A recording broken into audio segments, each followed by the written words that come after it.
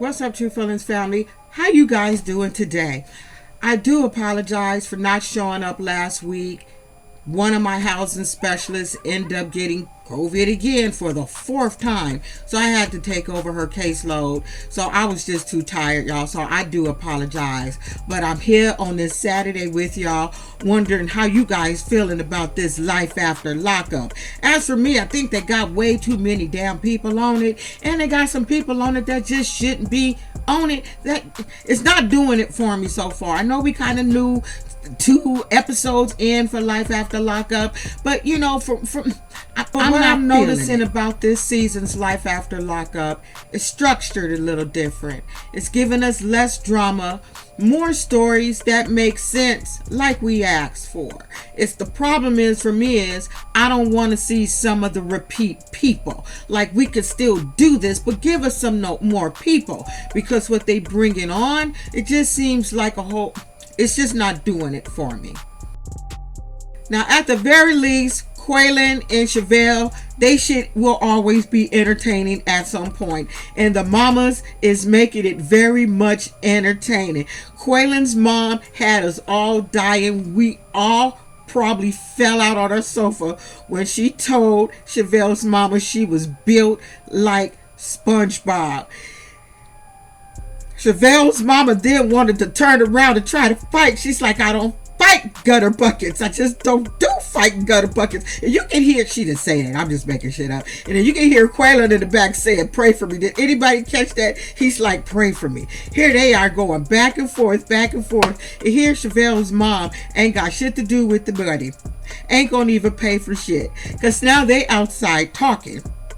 After QUAYLON had to get his mama together, he's like, mama, you need to knock it off, because I'm not trying to go back to jail.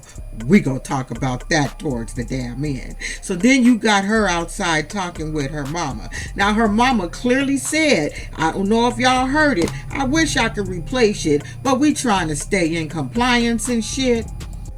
But she told SHAVEL, I'll pay for that dress. I'll help you do that dress. But me and your father, we discussed with you. I wrote that shit down. We discussed with you. We were not going to pay for that damn wedding. So I said in my mind, why the fuck, why are you there? Why are you there causing all this drama if you don't want to be there? Just show up when she gets ready to go dress shopping with her. Like, if you're not gonna pay for the wedding, why are you there thinking you can even have any input on where anything is laid out, even a rose, bitch? Like, she just, no. And she looks stupid. She looks stupid. And Mama QUAYLON, I'm gonna tell you, don't argue with a fool, because when you argue with a fool, we don't know who the fool is. But I can't say she's wrong for how she feeling about QUAYLON, but I'm not gonna get ahead of myself. So now you have QUAYLON, SHAVEL at home with that crispy ass wig on. Like, you know when somebody got on a synthetic wig, because when you move, the whole hair move. It don't move separately. That shit move together, because you know that synthetic hair, that shit stick together and shit. It's all dark and black. I just wanted to take it off. Anyway, she making her spaghetti and her little girl show up. Oh my God. Time goes so fast. When they showed back pictures of this child as, what is she, 3? She was such a baby, and she has just growing up so fast. She's a beautiful little girl. Like, she cute. She looked just like SHAVEL. SHAVEL cute too. SHAVEL just got a big ass head. That's why we're telling you, don't wear them wigs. Them wigs make your head bigger. We had this discussion the last time you was on here. I ain't trying to bash you. I'm really trying to help you out. Please, I know you. Come on now, get it together, girl. Next time, hopefully we ain't got to see you no more. Okay? So QUAYLON is telling SHAVEL she got to talk to her mama. He said he gonna talk to the mama. I guess he gonna take Mila out to the zoo and invite the mama and have a talk with the mom about how she keep running her mouth and doing shit, because he's like, at this point, if this shit keeps happening, we can't do anything if this is the outcome every time we get together as a family group. But here's the thing. I heard about QUAYLON getting arrested. I just didn't look into how, why. I just assumed he was driving in Texas and got busted with weed and pills and shit. That's what I thought. So I said, let me go back to doing some shit I used to do when I was reviewing. Is I would always go to StarCast and look up some shit before I even do my review to see, you know, what's going on, since they putting this shit out there. So what I find out when I'm reading StarCasm is he got busted at a Motel 6. He was at a Motel 6 with a whole other female, okay? They got into an argument. She said something got heated. I don't know. I'm trying to remember what I read, but the hotel guy wanted their ass out. When the police showed up, they could smell the weed in the room and the shit. They could see the green stuff on the table. That's kind of what I remember reading. They could see the little leaves and shit on the table. They tested it was weed. They asked him if a bag of QUAYLON was his bag, and he said yes. Long story short, they found the shit in his bag, some weed and some damn pills. And the girl that called the police, or I assume called the police because I'm not remembering too correctly, her punk ass went to jail too. So that just says, regardless of how mama's out here acting ignorant, she right about her not wanting marrying this guy. Why? He's still doing the same shit.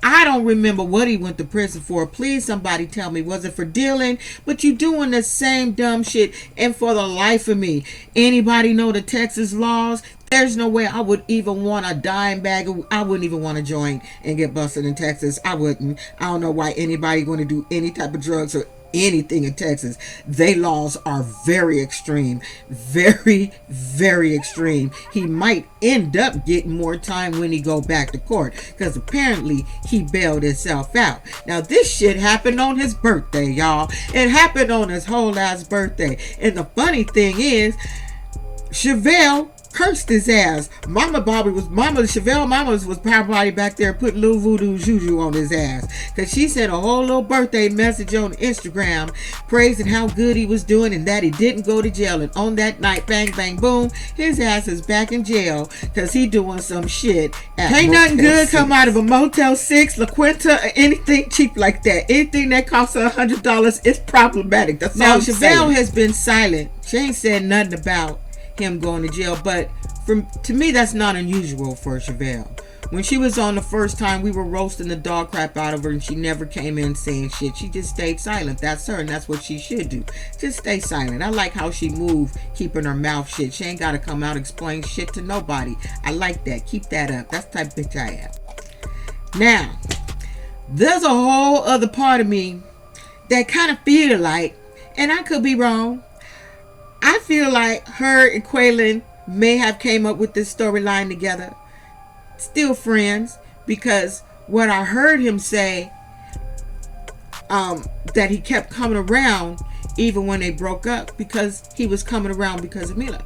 You know, he kept coming around. It's like, you know, he didn't want to just come into her life and just leave it. I respect him for that. I respect him for that. He came in strong, being this girl's daddy. She's attached to this person, so I'm glad that when they did separate or break up or whatever they had going on, he was still coming around, being this girl's stepfather, whatever. So that's great. But that also made me think, then you guys are somewhat friends. I could see them getting this storyline together just so they could get down quick paycheck. And that's probably why she don't give a shit he was at Motel 6 with some other bride. That's me making up shit though. You know how I do. Cameron and Eris, since I didn't get to do them last week, how do you guys feel about them coming back? For me, it's a big fat no. I like them, and I like them together, but I don't really see, I don't really care about what they got going on with their storyline just yet. Maybe they ain't showing us nothing, but for them to appear their first episode, they wasted my time, everybody's time with this $200,000 bus on wheels. House on wheels. Why? I'm trying to figure out, he ain't even got no career moving like that where he should even have went there to entertain us or Eris with a damn $200,000 house on wheels. Why? Where's your music, sir? I'm just trying to figure out. You better get on somebody else's bus. So now this girl is about to pop, and now they having housing issues. The whole owner done found out that he lives there and that he is a convicted felon. And now they're going to put this girl out with her child and a baby on the way because they just didn't feel the need to even take the time to come meet this convicted felon. This is part of the problem with homelessness right now. That convicted felon getting out of prison, and if they don't have a program to go to or a halfway house to go to, they're going to be homeless. Okay, that's what's going to happen because no one wants to give them a chance. Being that he was already living there with Eris, I don't see them that they were late on their payments. We ain't heard that. I would think, why don't you just go over there, meet homeboy, and see how he is. The man is working. He ain't had no incidents. So why put the people out? Why? It's just... And they are in Florida, so it could be some whole other shit. But I'm like, this is why I say society wants you to phase yourself back in, but there's too many people trying to keep you phased out. So it's hard for that person getting out of prison to just get it if they ain't got family or a wife or a mother or brother or sister that's there to back them. They kind of shit out of luck. So if you in prison and you ain't got people, get with your counselor and figure out what to do before you get out. There's programs out there. I don't know about other places. I know in California, we have a whole lot of programs that a person can get into before they get out of prison. Just saying. So I don't know. Just a suggestion. But I just think it's sad that this man is out here doing good from what we can see. And now they got to go and find housing because of some big ass owner who has a hair up his ass and want to put him out because of what he looked like on paper. I don't like that shit because I work with that population and I see how they struggle. Hell, I was in the struggle my damn self when it came to looking for a job, having a felony. So I know the struggle. Trust me, mama know the struggle.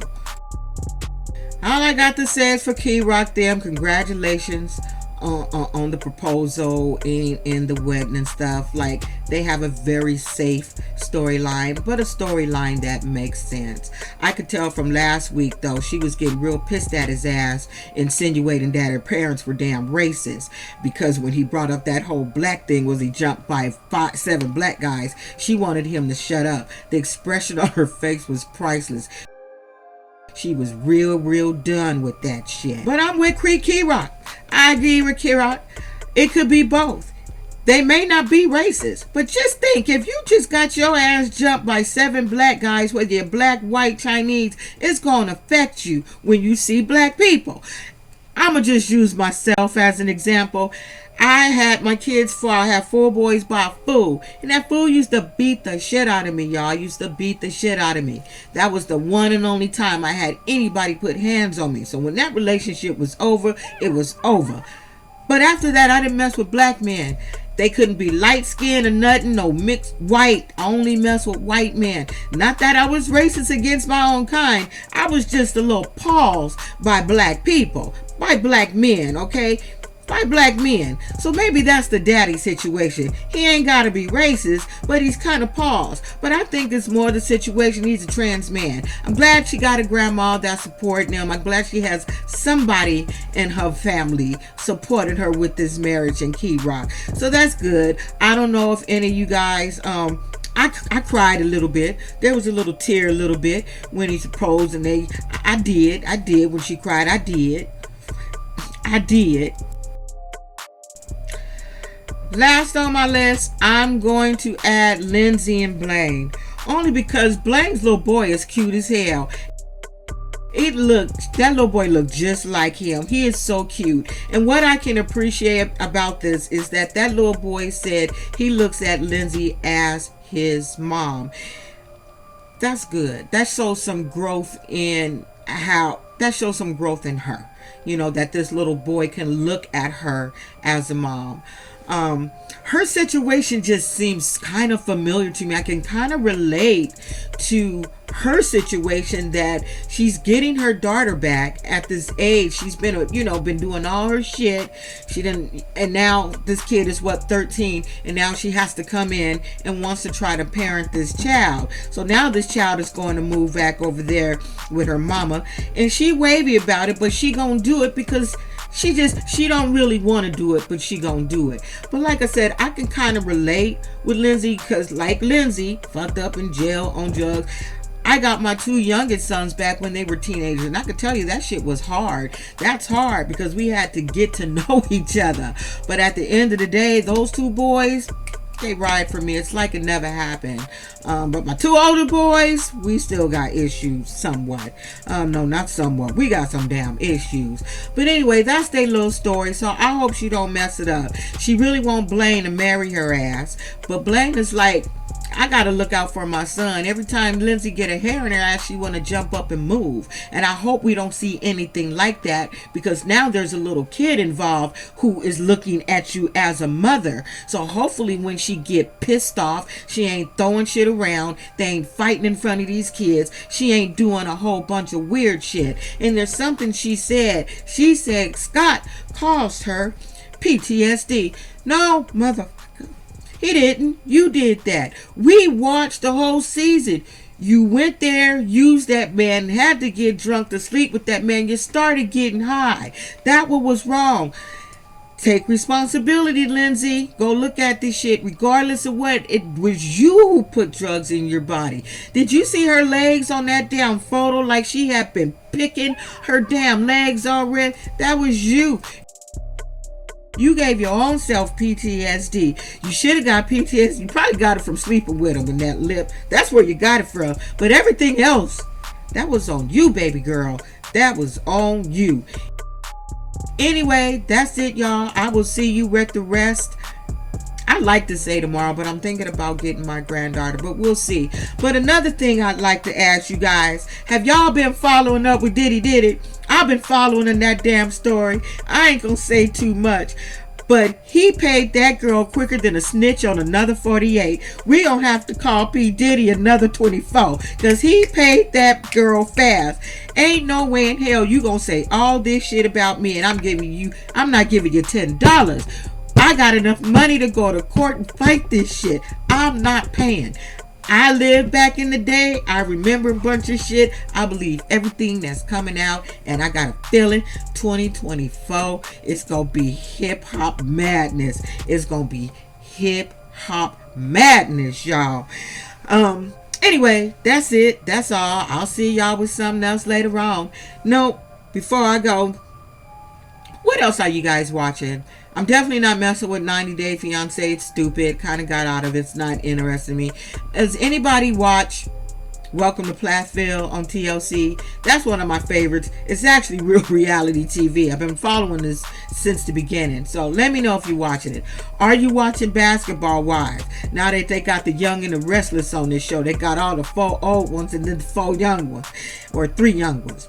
Are you watching Potomac? Don't fuck with Potomac, because I can't stand Ashley Sass. Them women are too damn grown to be doing the shit they doing. Too many lies and games. Are you watching Married to Madison? I don't understand why they got Phaedra on there. They should have put her ass over there on Potomac. She's kind of declassing the shit, if you ask me. But that's just my opinion. Anyway, don't be an asshole, y'all. Bye.